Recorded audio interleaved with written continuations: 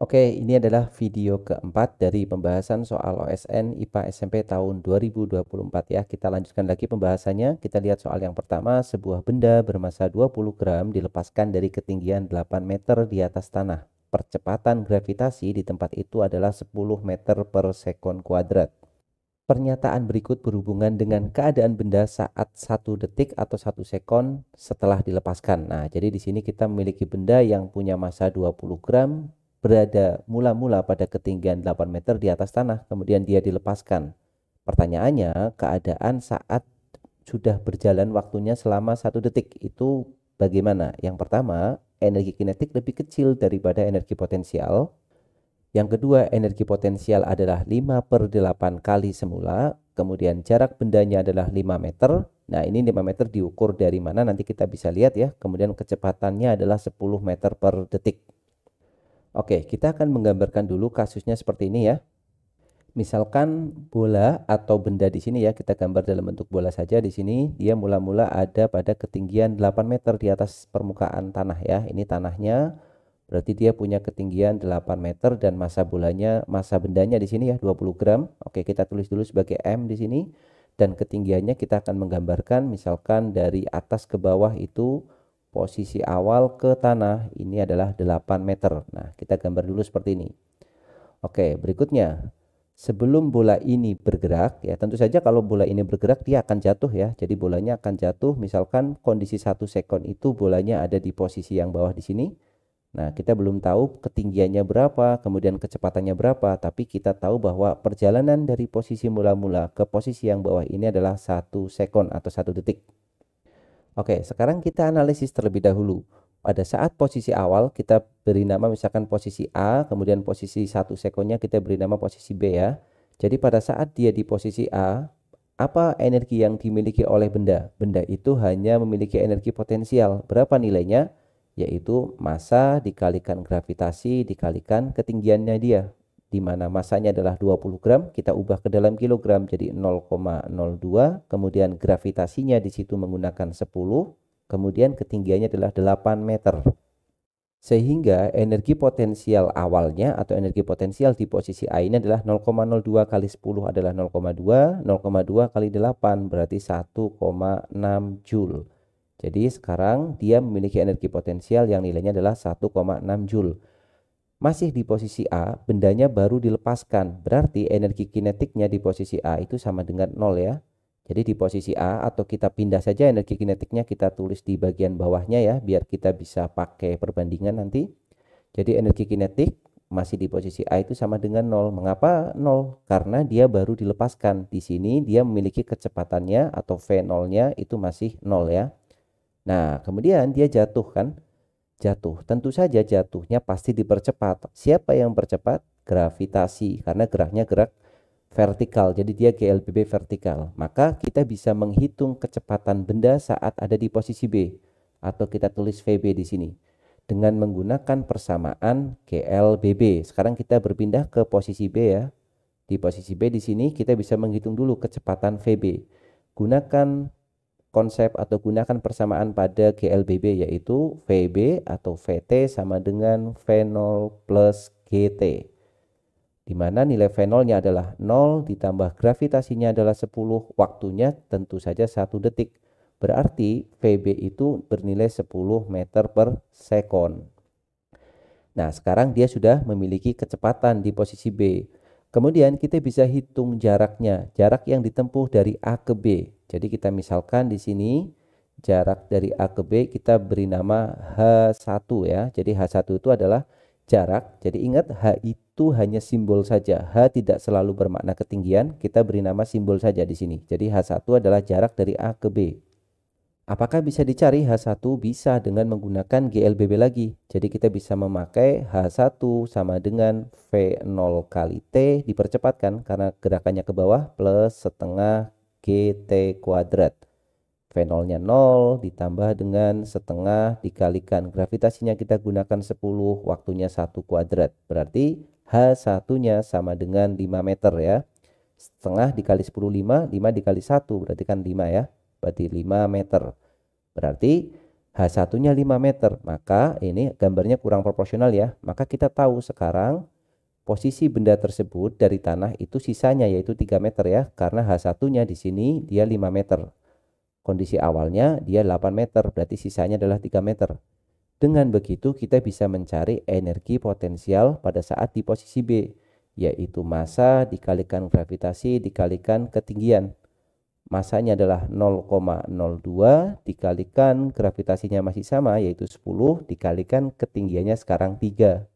Kita kalikan seperti biasa, 0,02 dikali 10 adalah 0,2, 0,2 dikali 3 adalah 0,6 Joule.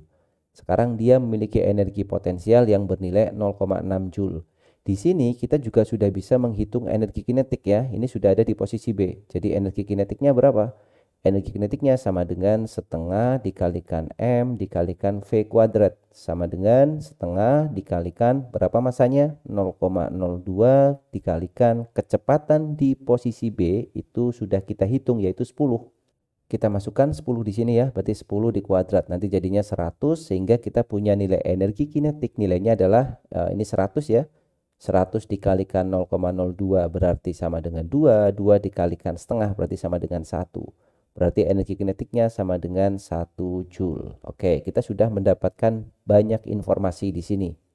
Sekarang kita lihat opsi yang pertama.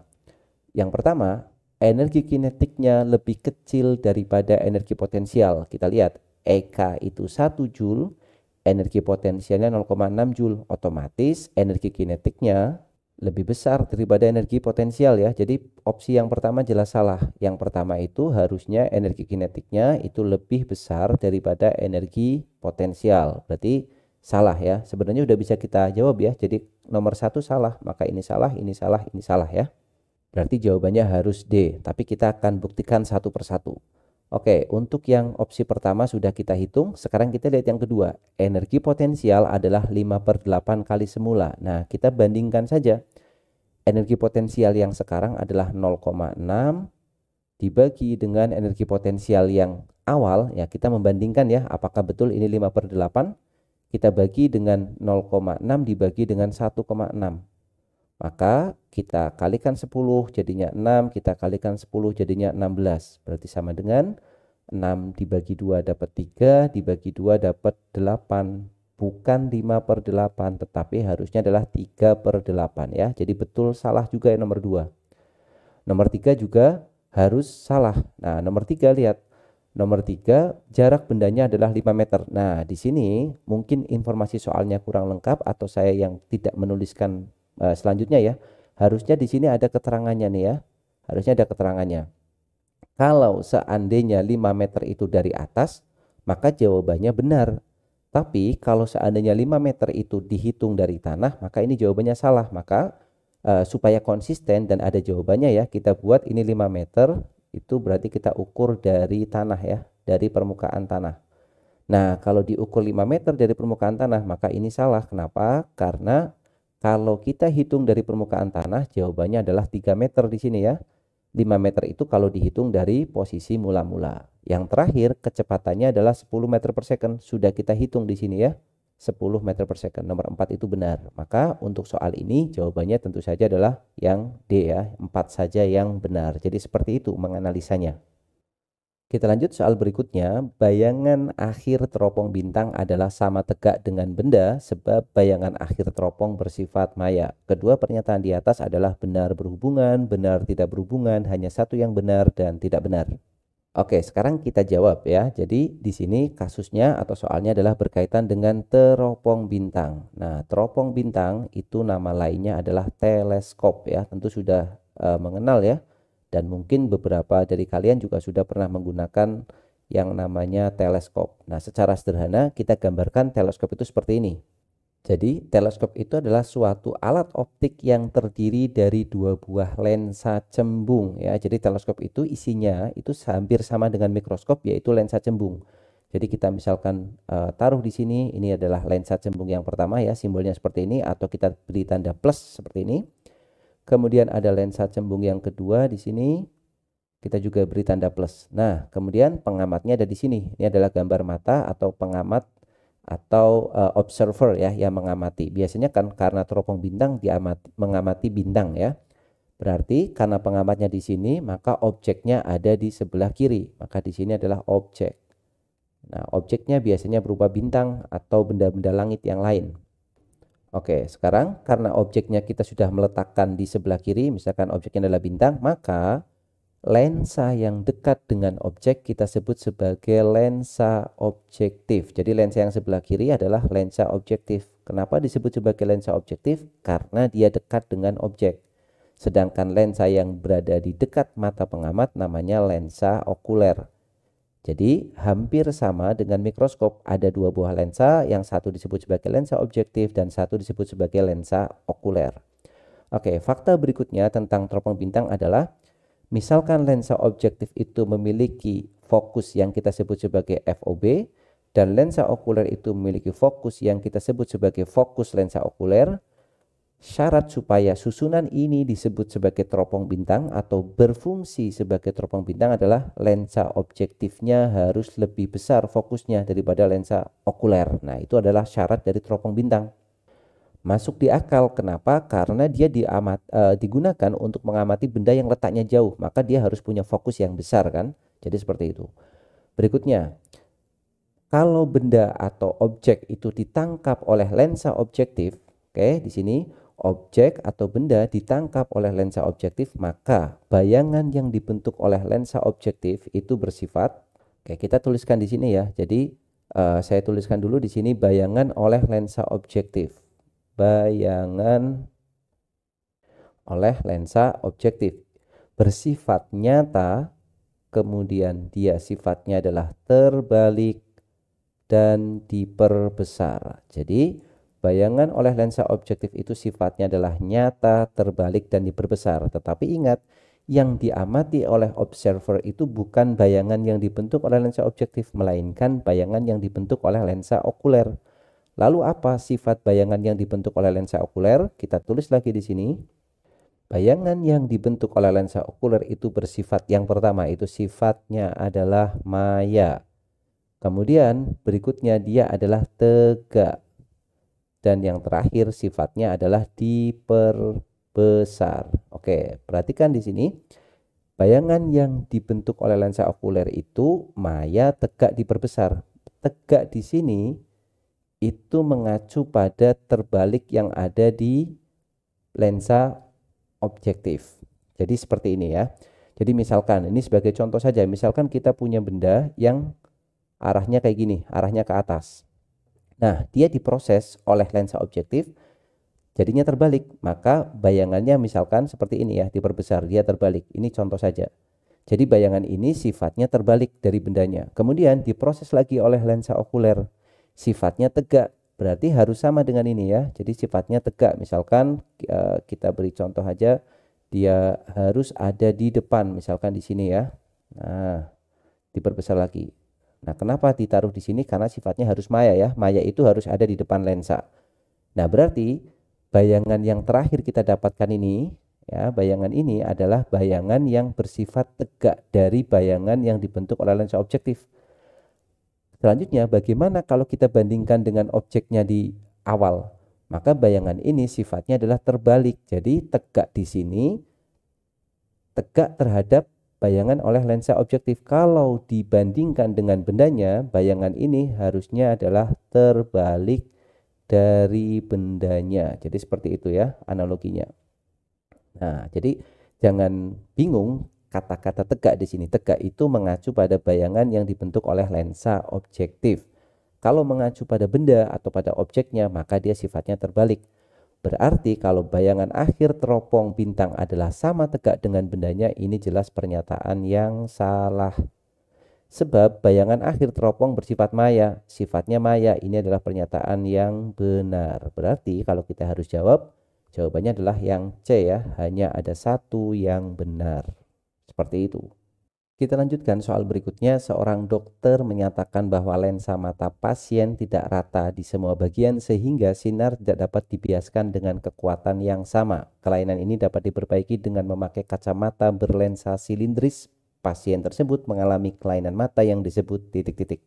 Oke, jadi jawabannya sudah jelas ya. Jadi pasien ini pasti menggunakan atau pasti menderita astigmatisme. Kenapa? Karena di situ eh, lensa mata pasien tidak rata di semua bagian. Nah, jadi yang perlu diperhatikan di sini adalah terkait dengan cacat mata yang perlu dipelajari.